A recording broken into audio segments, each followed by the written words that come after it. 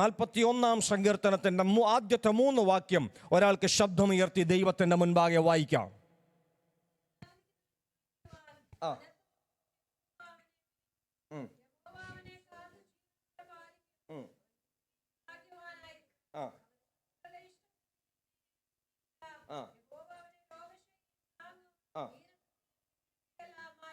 Price the Lord.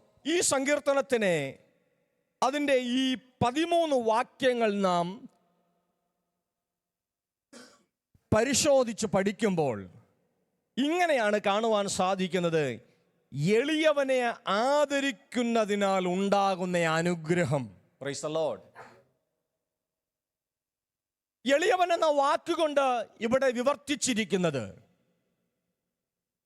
ശരീരം കൊണ്ട് ബലഹീനനായവൻ, price the Lord, സാമ്പത്തികമായി താഴ്ചയിൽ കിടക്കുന്നവൻ, പേരും പ്രശസ്തിയും കൊണ്ട് ഒന്നുമില്ലാതായി തീർന്നവൻ എന്നീ അർത്ഥതലങ്ങളാണ് എളിയവൻ എന്ന വാക്കുകൊണ്ട് ദൈവത്തിൻ്റെ ആത്മാവ് ഇവിടെ നമ്മെ പ്രബോധിപ്പിക്കുന്നത്.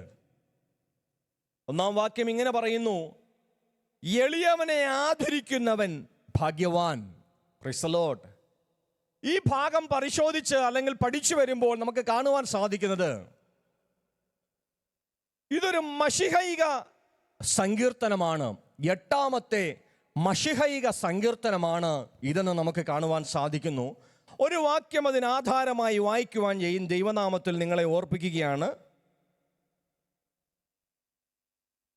മത്തായി എഴുതിയ സുവിശേഷം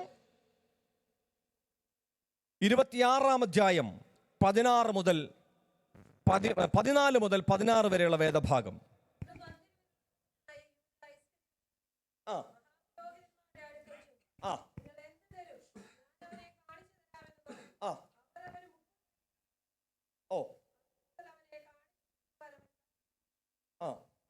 ശ്രദ്ധിക്കൂ.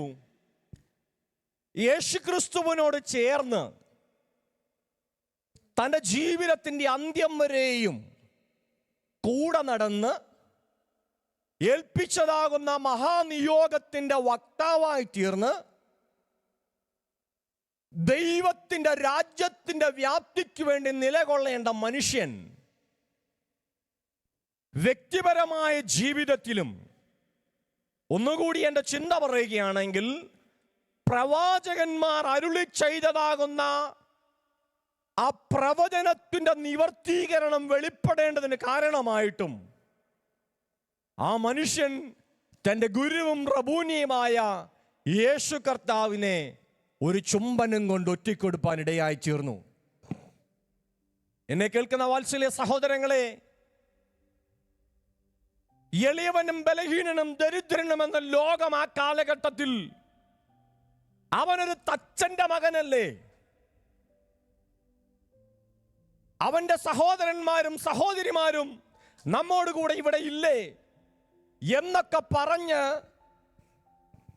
എളിയവനാക്കി തീർത്ത താറടിച്ചു കാണിക്കുന്ന ലോകത്തിന്റെ മുൻപിൽ ശ്രേഷ്ഠവും ഈടുറ്റതും മൂല്യവുമുള്ളതാകുന്ന ഉപദേശ സത്യങ്ങൾ, രോഗസൗഖ്യങ്ങൾ, ന്യായപ്രമാണത്തിന്റെ വള്ളിപുള്ളി തെറ്റാതെ കാര്യങ്ങളിൽ ഇടവിടാതെ തൻ്റെ ശിഷ്യഗണത്തെ പഠിപ്പിച്ച, പതിവ് പോലെ പള്ളിയിൽ ചെന്ന് തൻ്റെ വേദങ്ങളുടെ പുസ്തകമെടുത്ത് അല്ലെങ്കിൽ ന്യായപ്രമാണ പുസ്തകമെടുത്ത് റബൂനിമാരുടെയും റബിമാരുടെയും ഒക്കെ നടുവിൽ വ്യാഖ്യാനിച്ച ആ നല്ല കർത്താവിനെ ലോകത്തിന്റെ മുൻപിൽ താറടിച്ചു കാണിക്കുവാൻ വ്യക്തിപരമായ ലാഭത്തിന് വേണ്ടി ചിലർ തയ്യാറായപ്പോൾ ഒടുക്കത്തെ ആദാമാകുന്ന ക്രിസ്തു മാനവരാശിയുടെ പാപങ്ങളുടെ പരിഹാരത്തിനായി കാൽവറി കൊലക്കളങ്ങൾ കയറുന്നതിന് 3.5 വർഷം മുന്നമേ ഇങ്ങനെ സകല നീതിയും നിവർത്തിക്കണമെന്ന്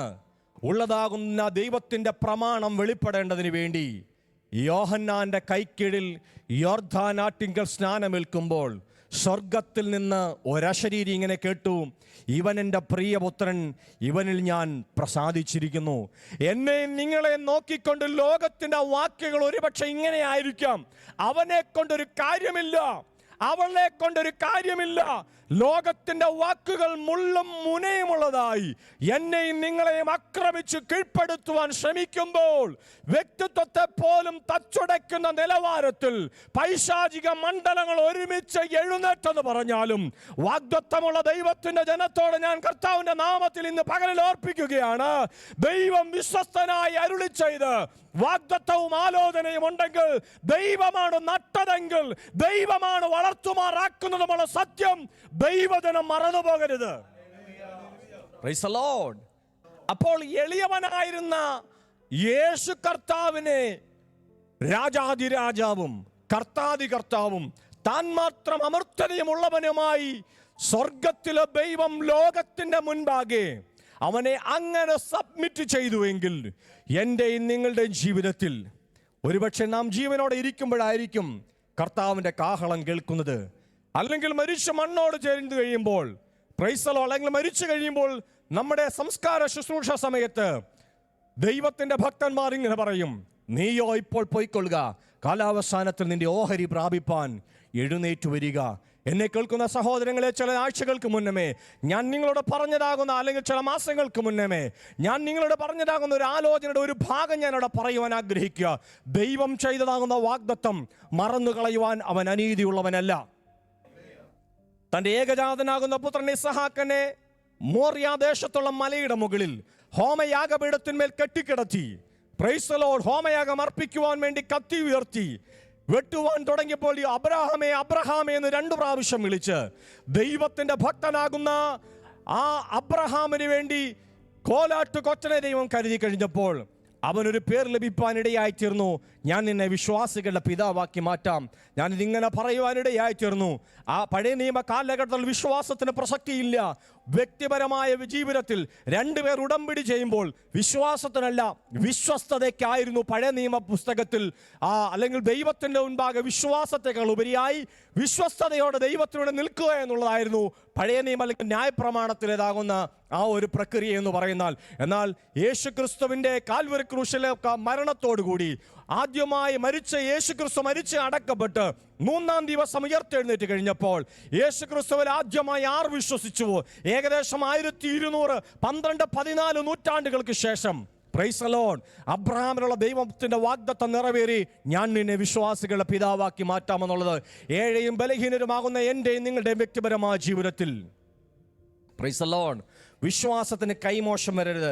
ഒരു വാക്യം അതിനാധാരമായി വായിക്കുവാൻ ഞാൻ ദൈവനാമത്തിൽ നിങ്ങളെ ഓർപ്പിക്കുകയാണ്. ഒന്ന് വായിക്കണമേ. ഉൽപ്പത്തി പുസ്തകം ഇന്നലെ വായിച്ചതാകുന്ന ആ ഭാഗം ഒന്ന് വായിക്കുവാൻ ഞാൻ ദൈവനാമത്തിൽ ഓർപ്പിക്കുന്നു. ഉൽപ്പത്തി പുസ്തകം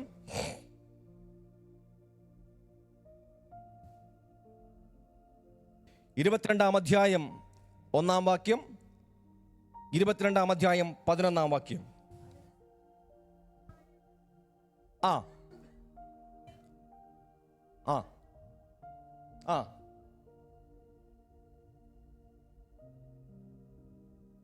ആ മതിയോ മമ്മിനി? അതിന്റെ 11 കൂടി വായിച്ചേ.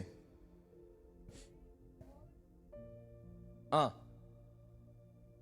ആ ശ്രദ്ധിക്കൂ. ദൈവത്തിന് വേണ്ടി നിലകൊണ്ട തന്റെ പിതാക്കന്മാരുടെ ദൈവത്തെ അല്ല അബ്രഹാം ആരാധിക്കുന്നത്. ദൈവം പുതിയതായി വെട്ടി തുറന്നു കൊടുത്ത വഴിയിലൂടെ സഞ്ചരിച്ച് ഏകാന്ത പതികനായി തന്റെ സഹോദര പുത്രനോട് ചേർന്ന് ജീവനുള്ള ദൈവത്തെ ആരാധിപ്പാൻ വേണ്ടി ഇറങ്ങിത്തിരിച്ച അബ്രഹാമിന്റെ വ്യക്തിപരമായ ജീവിതത്തിൽ 22-ാം അധ്യായം 1-ാം വാക്യം ഇങ്ങനെ വായിക്കുന്നു. അതിന്റെ ശേഷം ദൈവം അബ്രഹാമിനെ പരീക്ഷിച്ചത് എങ്ങനെയെന്നാൽ, ദൈവം അബ്രഹാമിനെ അബ്രഹാമേ എന്ന് വിളിച്ചപ്പോൾ ഞാനിതാവെന്ന് അവൻ അവിടെ സറണ്ടർ ചെയ്തു. Price the Lord. ദൈവത്തിന്റെ വിളിക്ക് യാതൊരു മാറ്റവുമില്ല. ഭക്തൻ വിളി കേട്ടതിനും യാതൊരു മാറ്റവുമില്ല. എന്നാൽ 11-ാം വാക്യത്തിൽ വന്നപ്പോൾ പരീക്ഷണത്തിൻ്റെതാകുന്ന അന്ത്യസമയത്ത് ദൈവത്തിന്റെ വിളിക്കൊരു മാറ്റം വന്നു. എന്താണെന്നറിയാമോ? ആദ്യം 1-ാം വാക്യത്തിൽ ഒരു പ്രാവശ്യമാണ് അബ്രഹാമിനെ ദൈവം വിളിച്ചതെങ്കിൽ 11-ാം വാക്യത്തിലേക്ക് വന്നപ്പോൾ ഭക്തനോടുള്ള ദൈവത്തിന്റെ വിളി 2 പ്രാവശ്യമായി. അബ്രഹാമേ അബ്രഹാമേ. അപ്പോഴും ഭക്തൻ വിളി കേട്ടതിന് യാതൊരു മാറ്റവും വന്നില്ല. എന്താണെന്നറിയാമോ? അതിങ്ങനെയാണ് അവിടെ എഴുതിയിരിക്കുന്നത്. എന്താണ് ആ 11-ാം വാക്യത്തിന്റെ അവസാന ഭാഗം വായിച്ച മാമേ? ശ്രദ്ധിക്കൂ, 1-ാം വാക്യത്തിന്റെ അവസാനവും ഞാനിതാ ദൈവമേ എന്ന് അബ്രഹാം പറഞ്ഞെങ്കിൽ, 11-ാം വാക്യത്തിന്റെ അവസാനവും ആ ഭക്തൻ പറയുക ഞാനിതാ ദൈവമേ എന്ന് പറഞ്ഞു. Price the Lord. വിശ്വാസത്തിന്റെ ആദ്യ പടി ചുവടുകൾ വിൽക്കുമ്പോൾ ദൈവത്തിന്റെ മുൻപാകെയുള്ള തീരുമാനം ശോധനയുടെ നടുവിലൂടെ കടന്നുപോയാലും, ഇന്നലെ രാത്രിയിൽ കേൾപ്പിച്ചതുപോലെ ഉയർച്ചയുടെയും താഴ്ചയുടെയും അനുഭവത്തിലൂടെ കടന്നുപോയാലും, ഏത് അതികഠിന്യമായതാകുന്ന പരിശോധനയിലൂടെ കടന്നുപോയാലും, ദൈവത്തിന്റെ മുൻപാകെ വിളി കേൾക്കുന്നതിന് യാതൊരു മടിയും ഉണ്ടാകരുത്. ഞാനിതാ ദൈവമേ എന്ന് പറഞ്ഞ് സറണ്ടർ ചെയ്യുവാൻ. വിശേഷിയാൽ ഞാൻ ഇന്ന് പ്രസംഗിക്കുന്നത്, ദൈവത്തിന്റെ ആത്മാവിന്റെ നിയോഗത്തോടെ സംസാരിക്കുന്നത് സ്നാനപ്പെട്ട 3 കുഞ്ഞുങ്ങളോടുള്ളതാകുന്ന ബന്ധത്തിൽ ഞാൻ നിങ്ങളോട് പറയുകയാണ്. എല്ലാവരോടുമാണ് എങ്കിലും പ്രത്യേകം ഞാൻ കുഞ്ഞുങ്ങളോട് പറയുകയാണ്, നിങ്ങളുടെ വ്യക്തിപരമായ ജീവിതത്തിൽ അചഞ്ചലമായ ഒരു വിശ്വാസത്തിന് നിങ്ങൾ ഉടമകളായി മാറണമെന്നുള്ള സത്യം മറന്നു പോകരുത്. അതിന്റെ 9-ാം വാക്യം ഒന്ന് വായിച്ചേ മാമേ. ഏതെന്റെയാ? നമ്മുടെ ഇന്ന് വായിച്ചത് 41-ാം സങ്കീർത്തനത്തിന്റെ 9-ാം വാക്യം. ഞാൻ വിശ്വസിച്ചവനും എന്റെ അപ്പം തിന്നവനുമായ എന്റെ പ്രാണസ്നേഹിതൻ പോലും എന്റെ നേരെ കുതികാൽ ഉയർത്തിയിരിക്കുന്നു. ദൈവമക്കളെ, കുതികാൽ ഉയർത്തുക എന്ന് പറയുന്ന വിഷയത്തോടുള്ള ബന്ധത്തിൽ നമുക്കൊരു ഉദാഹരണം ഇങ്ങനെയാണ് കാണുവാൻ സാധിക്കുന്നത്.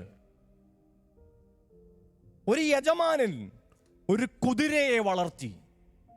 ആ കുതിര യജമാനന്റെ കയ്യിൽ നിന്ന് യജമാനൻ പണം മുടക്കി അതിന് വേണ്ടതാകുന്ന വെള്ളവും ആഹാരവും നൽകി വളർന്നു വലുതായി കഴിഞ്ഞപ്പോൾ, താൻ അതിനെ പരിപാലിക്കുവാൻ ചെയ്യുമ്പോൾ അതിൻ്റെ കുളമ്പ് കൊണ്ടെറിഞ്ഞ് യജമാനന് പരുക്കു പറ്റിക്കുന്നത് പോലെ 3.5 വർഷം തന്നോട് കൂടെ നടന്ന് അത്ഭുതങ്ങളും അടയാളങ്ങളും, ഒന്നുകൂടി ദൈവവചനത്തിൻ്റെ തെളിവനുസരിച്ച് പറഞ്ഞാൽ, പ്രൈസ് ദി ലോർഡ്, യജമാനന്റെ രാജ്യത്തിന്റെ വ്യാപ്തിക്ക് വേണ്ടി ചെലവിടേണ്ടതാകുന്ന പണത്തിന്റെ സഞ്ചിപ്പിയുടെ സൂക്ഷിപ്പുകാരനായിരുന്ന യൂദാ ഇസ്കരിയോത്താവ് ഒടുക്കത്തെ ആദാമാകുന്ന ക്രിസ്തുവിനെ സ്നേഹചുംബനം നൽകി നാട്യരൂപേണ ഒറ്റിക്കൊടുക്കുമ്പോൾ സ്വർഗത്തിലെ ദൂതന്മാർ പോലും പഞ്ചപുച്ഛമടക്കി കണ്ണുനീർ വാർത്തു കാണുമെന്ന് ഞാൻ വിശ്വസിക്കുകയാണ്.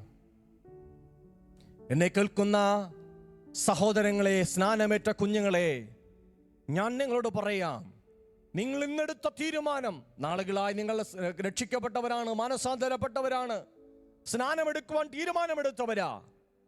നിങ്ങൾ യൂണിവേഴ്സൽ ചർച്ചിന്റെ മെമ്പറായി, ആഗോള സഭയുടെ മെമ്പറായി, ഒടുക്കത്തെ ആദാമാകുന്ന ക്രിസ്തുവിന്റെ കാഹളം വാനിൽ കേൾക്കുമ്പോൾ, ക്രിസ്തുവിൽ മരിച്ചതാകുന്ന മൃതന്മാർ ആദ്യവും അതിനുശേഷം ജീവനോടെ ശേഷിക്കുന്ന നാം ഓരോരുത്തരും അവന്റെ വരവിങ്കൽ എടുക്കപ്പെടും. അല്ലെങ്കിൽ കഴുകൻ ഒരു കോഴിക്കുഞ്ഞിനെ അല്ലെങ്കിൽ ഒരു പരുന്ത് കോഴിക്കുഞ്ഞിനെ റാഞ്ചിക്കൊണ്ടുപോകുന്ന റാപ്ചർ എന്ന പദമാണ് അവിടെ കാണുന്നത്. റാഞ്ചിക്കൊണ്ടുപോകുമ്പോൾ നിങ്ങളും അതിനകത്തുണ്ടാകണം. വിശ്വാസത്തിന്റെ പരിശോധന ഘട്ടങ്ങൾ വെളിപ്പെടുമ്പോൾ പരാജിതരായി പിന്മാറിപ്പോയവരുടെ, തള്ളപ്പെട്ടവരുടെ കൂട്ടത്തിലല്ല, പേർ വിളിക്കുമ്പോൾ ഞാനും ആ കൂട്ടത്തിൽ കാണുമെന്ന് പറയുവാൻ. Price the Lord. അവനവൻ ശരീരത്തിൽ ഇരിക്കുമ്പോൾ ചെയ്തത് നല്ലതാകിലും തീയതാകിലും അതിന് തക്കവണ്ണം പ്രാപിപ്പാൻ നാം ഓരോരുത്തരും ക്രിസ്തുയേശുവിന്റെ ന്യായാസനത്തിന് മുൻപാകെ നിൽക്കേണ്ടി വരുമെന്ന് വിശുദ്ധ തിരുവെഴുത്ത് നമ്മെ പഠിപ്പിക്കുന്നു. അങ്ങനെയാണെങ്കിൽ ഞാൻ പറയട്ടെ വാത്സല്യ സഹോദരങ്ങളെ, വിശുദ്ധ തിരുവെഴുത്തിനകത്ത് യോഹന്നാന്റെ സുവിശേഷം എഴുതിയത് എഫേസോസിൽ വെച്ച് AD 90-കളിലാണ്. യോഹന്നാന്റെ സുവിശേഷത്തിനകത്തും യേശുക്രിസ്തു എടുത്തു പറഞ്ഞിരിക്കുകയാണ്, എൻ്റെ അപ്പം തിന്നവനും എൻ്റെ പ്രാണസ്നേഹിതനും എന്നെ ഒറ്റിക്കൊടുത്തു. ഇതെവിടെ കിടന്ന വാക്യമാണെന്നറിയാമോ? 1450-നും 1020 BC-ക്കും ഇടയിൽ 430 വർഷത്തെ ചരിത്രമുണ്ട്. 150 സങ്കീർത്തനങ്ങളുടെ രചന ചരിത്രം, അല്ലെങ്കിൽ അതിൻ്റെ കാലഘട്ടം അതാ.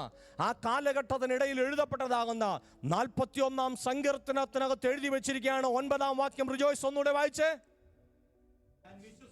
ഞാൻ വിശ്വസിച്ചവനും എന്റെ അപ്പം തിന്നവനുമായ എന്റെ പ്രാണസ്നേഹിതൻ പോലും എന്റെ നേരെ കുതികാൽ ഉയർത്തിയിരിക്കുന്നു. യോഹന്നാന്റെ സുവിശേഷം 13-ാം അധ്യായം 18-ാം വാക്യം കൂടി വായിച്ചേ. 13-18. നിങ്ങളെ എല്ലാവരെയും കുറിച്ച് പറയുന്നില്ല, ഞാൻ തിരഞ്ഞെടുത്തവരെ ഞാൻ അറിയുന്നു. എന്നാൽ എന്റെ അപ്പം തിന്നുന്നവൻ എന്റെ നേരെ കുതികാൽ ഉയർത്തിയിരിക്കുന്നു. ശ്രദ്ധിക്കൂ, ഒടുക്കത്തെ ആദാമാകുന്ന ക്രിസ്തുവിന്റെ ന്യായപ്രമാണത്തെ കുറിച്ചുള്ളതാവുന്ന വെളിപ്പാടാണ് അവിടെ വ്യാഖ്യാനിച്ചിരിക്കുന്നത്. BC 1020 AD 90 തമ്മിൽ എത്ര 11-11.5 നൂറ്റാണ്ടിന്റെ ഇടവേളയുണ്ട്. ദൈവത്തിന്റെ ആലോചന നൂറ്റാണ്ടുകൾക്ക് മുന്നമേ പറഞ്ഞത് AD എന്ന ആന്റി ഡെത്ത് ഓഫ് ക്രൈസ്റ്റ് എന്ന് പറഞ്ഞ ആ കാലഘട്ടത്തിന് ശേഷം യോഹന്നാൻ വെളിപ്പാടിൽ ഇതെഴുതപ്പെട്ടുവെങ്കിൽ നാളെയുടെ നീളയിൽ വാഗ്ദത്തം ചെയ്തവനാകുന്ന ദൈവം ജീവിതത്തിൽ അഗ്നി പരീക്ഷണങ്ങളിലൂടെ കടത്തിവിടുമ്പോൾ ഈ ദൈവത്തെ വീണ്ടും കാൽവറി ക്രൂശിൽ മരണത്തിന് വിധിക്കപ്പെടുന്നവനായി പാപം ചെയ്തു ലോകത്തിൻ്റെതാകുന്ന അനീതിയിലേക്ക് നമ്മെ തന്നെ കുപ്പുകുത്തുന്ന അനുഭവത്തിലേക്ക് കടന്നു പോകുവാനല്ല, വിശ്വസ്തയോടെ ദൈവത്തെ സേവിപ്പാൻ, നീതിയോടെ ദൈവത്തെ സേവിപ്പാൻ സ്വർഗത്തിലെ ദൈവം നമ്മെ സഹായിക്കുമാറാകട്ടെ.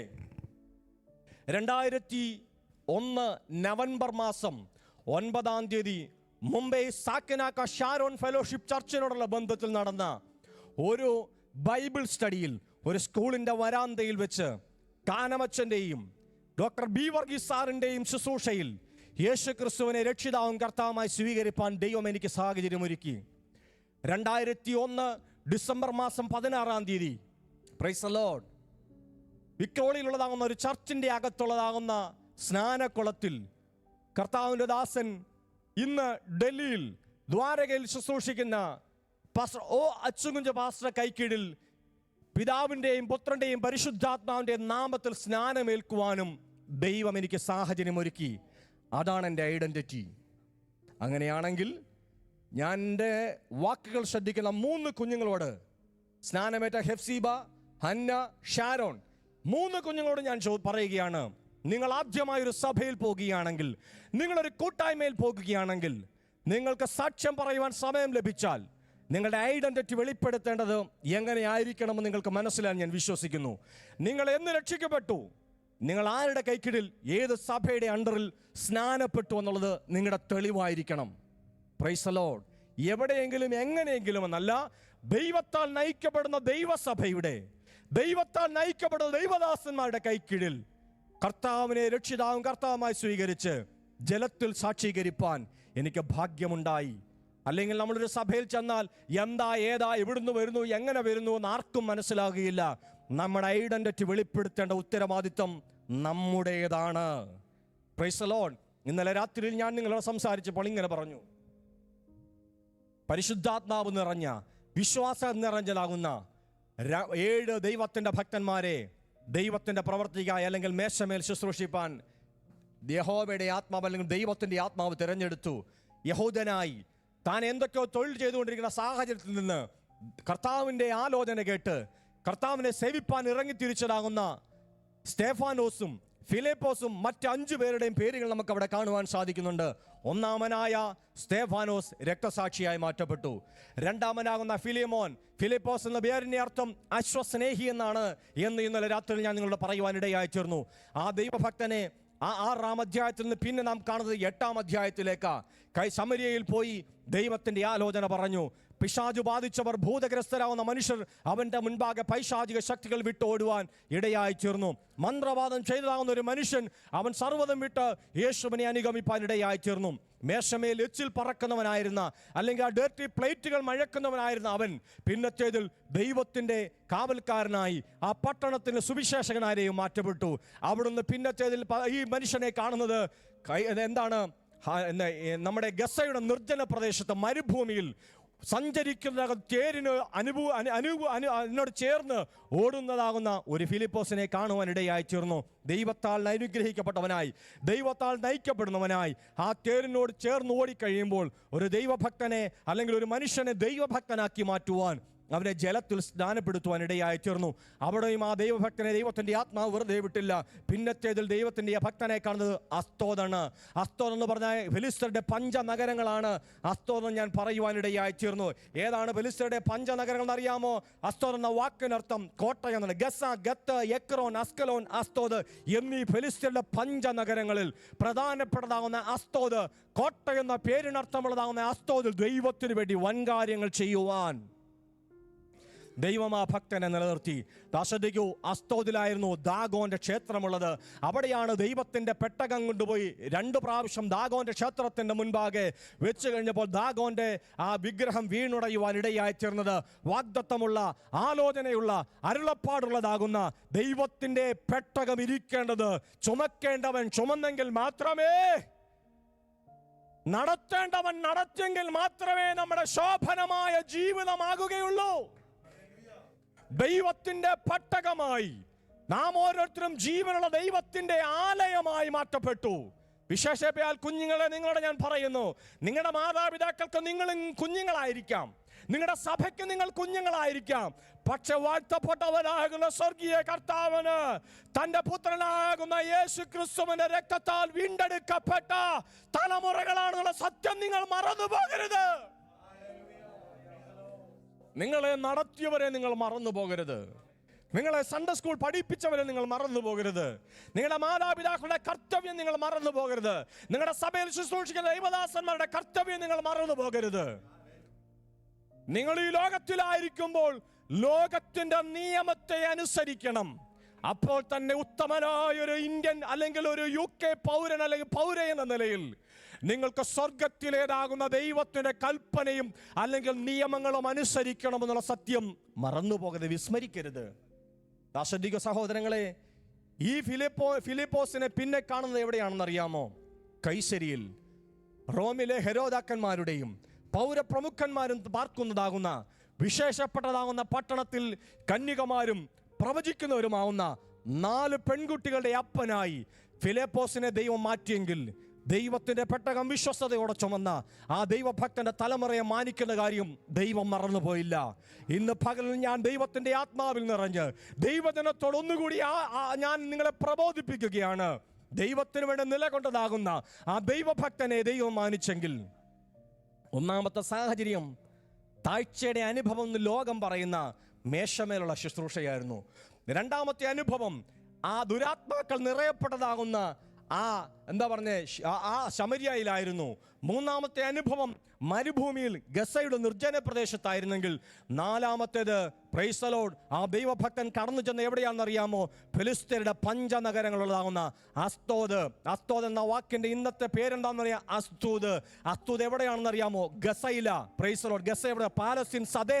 പാലസ്തീന്റെ സദേൺ പാർട്ടിലാണ് ഗസ എന്നല്ലെങ്കിൽ അസ്തൂദ് എന്ന് നാം ദൈവത്തിന്റെ വചനത്തിന്റെ ആധികാരികതയിൽ ഗൂഗിൾ ചെയ്ത് നോക്കുമ്പോൾ നമുക്കത് കാണുവാനായി സാധിക്കുന്നുണ്ട്. അങ്ങനെയെങ്കിൽ ഞാൻ പറയട്ടെ, ദൈവത്തിന് വേണ്ടി നിലകൊണ്ട ദൈവത്തിന്റെ ഭക്തനെ ദൈവത്തിന്റെ ആത്മാവ് കൈസരുടേത് എന്ന് അവകാശ പേരിനർത്ഥം വരുന്ന, കൈസരുടേതെന്ന് അർത്ഥം വരുന്നതാവുന്ന കൈസരിയിൽ ദൈവത്തിന്റെ ഭക്തനെ കൊണ്ട് നിർത്തി ഒടുക്കത്തെ ആദാമാകുന്ന ക്രിസ്തുവിന്റെ അകാല പ്രജ പോലെ ജനിച്ചതാകുന്ന തൻ്റെ ഭക്തനാകുന്ന പൗലോസ്ലീഹ ഈടുറ്റ ലേഖനങ്ങൾ ദൈവസഭയ്ക്ക് എഴുതി കൊടുത്തതാകുന്ന ആ ദൈവഭക്തന് ഒടുക്കം ജെറുസലേമിൽ സംഭവിക്കേണ്ടതാകുന്ന ആ മരണത്തെക്കുറിച്ച് അഗബോസ് എന്ന പ്രവാചകനിലൂടെ ദൈവത്താൽ നയിക്കപ്പെട്ടതാകുന്ന ദൈവഭക്തനെ കുറിച്ചുള്ളതാകുന്ന ആലോചന ദൈവത്തിന് വേണ്ടി നിലകൊണ്ട ഭക്തനും വിശുദ്ധനും നീതിമാനുമായ ഫിലിപ്പോസിന്റെ ഭവനത്തിൽ വെച്ച് ദൈവത്തിന്റെ ആത്മാവ് അഗബോസിലൂടെ, ജെറുസലേമിൽ നിന്ന് വന്നതാകുന്ന അഗബോസിലൂടെ പ്രവചനാത്മാവിൽ സംസാരിച്ചെങ്കിൽ, ദൈവത്തിന് വേണ്ടി ഈ ദേശത്ത്